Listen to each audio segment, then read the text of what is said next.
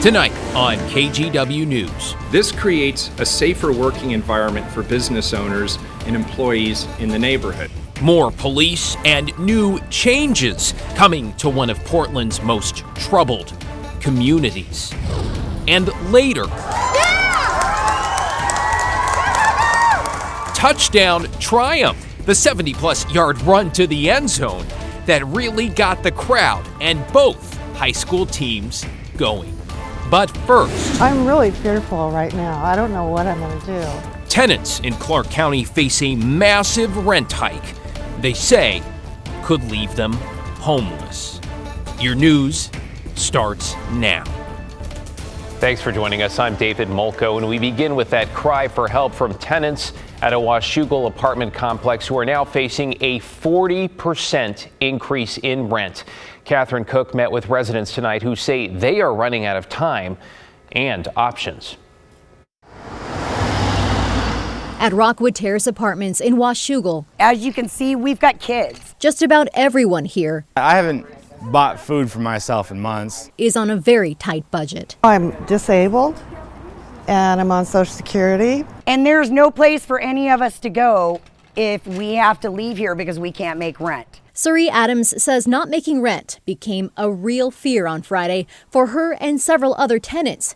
That's when they got this, an offer to sign a fixed year-long lease with a nearly $400 a month rent increase, bringing it to $1,365. This is a major hike, and for an apartment complex that's nothing but retired, elderly, disabled, and low income. Management gave tenants just 1 week to sign the lease, though the rent increase won't kick in until December.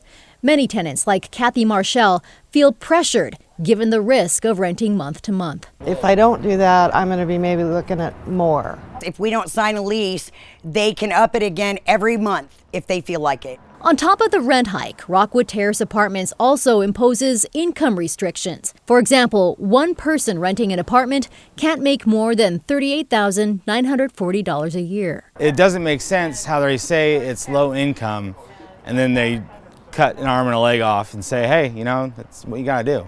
This nearly 40% rent hike is legal in Washington, which has no rent control. In Oregon, rent hikes are capped at just under 10%. That will rise to 14.6% in January. Back in June, the Vancouver Housing Authority told KGW since Washington lifted its eviction moratorium this year, many property owners in Clark County have increased rent by about 15%. They're also seeing a rise in evictions. We have nowhere to turn. There's nowhere to go. We wanted to ask the owners about the rent hike.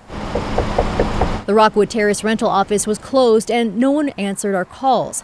According to public records, the owner is Post Rockwood LP, and its address appears to be a postal center in West Hollywood, California. It all makes tenants feel unwelcome in their own home. I'm really fearful right now. I don't know what I'm going to do. And you can certainly understand why they feel that way. So, Catherine, what happens next here? Well, right now they're working with apartment managers in the hope of setting up a mediation with the owner. They'd like to negotiate a more affordable rent increase. But again, David, affordable here is a relative term since many of these renters say they're barely scraping by as it is. Catherine Cook reporting tonight. Thank you, Catherine. Let's get to a new push now to get a handle on Portland's gun violence crisis in one struggling neighborhood. The mayor announcing plans to beef up policing along with some other changes. As Mike Benner explains, that means a dedicated team of officers back on the streets of Old Town as soon as Thursday night. The Dixie Tavern sits at the corner of Northwest 3rd and Cooch. Co-owner Dan Lenzen says operating a business in Portland's Old Town has its perks. It's a great pioneering place. It's a place where we have an opportunity to be able to build something. If anything bugs Lenzen, it's the crime in the neighborhood. In fact, since September of last year, there's been an average of 4.5 shootings a month in the area. And since the start of 2022, 7 people have been killed in shootings, stabbings, or assaults. Oftentimes that happens under the cover of dark. And it hasn't gone unnoticed. At a press conference Tuesday morning, Mayor Ted Wheeler revealed plans to make the neighborhood safer.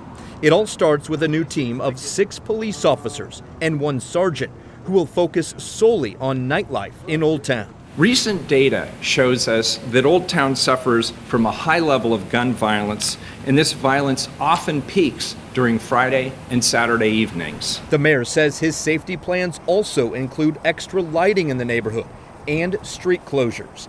This map here shows you the specific area that'll be closed to traffic on weekend nights. Community Safety Transition Director Mike Myers. We are in this together. We are in this together as neighbors. We're in this together as operators. This is a team approach. It's an approach very much appreciated by Dixie Tavern co-owner Dan Lenzen. Oh yeah, we live, eat, play in downtown. This is our home. Lenzen is hoping the new safety measures entice more people to come out and enjoy the nightlife in Old Town. We're here. There's thousands of people out already, and the more we get, the lower the crime goes. I'm Mike Benner for KGW. Well, let's get you caught up on tonight's other headlines, including an update on the funding from voter-approved Measure 110. That decriminalized possession of small amounts of hard drugs and directed tax dollars from cannabis sales toward substance abuse treatment. After much criticism over the past months because of delays, the Oregon Health Authority announced today that some $300 million had finally been distributed, calling it a turning point. The money will pay for treatment and housing support, though critics of the measure argue decriminalization has led to more drugs on our streets. New information on the role an Oregon company played in transporting migrants to Martha's Vineyard. State records show Florida has paid another $950,000 to Hillsborough-based Vertol Systems Company. That's on top of the $615,000 we have already reported on from Florida's coffers. Now, money spent to fly Venezuelans, migrants from Texas all the way to Massachusetts. Florida Governor Ron DeSantis did not say what the new payment is for, but has said previously he has plans to move more migrants to so-called sanctuary cities, plans the White House calls a political stunt. And members of the Ridgefield Teachers Union have officially voted to approve a new 3-year contract. They'd been on strike for more than a week, which delayed the start of the school year. The agreement includes a mandated cost of living increase for teachers, improvements to class sizes, as well as improvements for special education students. The union reached the deal with the district over the weekend. Students were back in class on Monday. Well, right now, we're about 12 hours away from the Federal Reserve's next interest rate decision in those ongoing efforts to combat inflation, which is still sitting near 4-decade highs. Though this evening, we have a little bit of good news in the form of gas prices. You've likely noticed, maybe even celebrated a bit, as they have dropped for the 14th straight week in Oregon. They're now at their lowest in 6 months. So here you go. According to AAA, Oregon $4.64, Washington $4.62, the national average $3.67, looking good, but keep in mind these are still significantly higher compared to a year ago.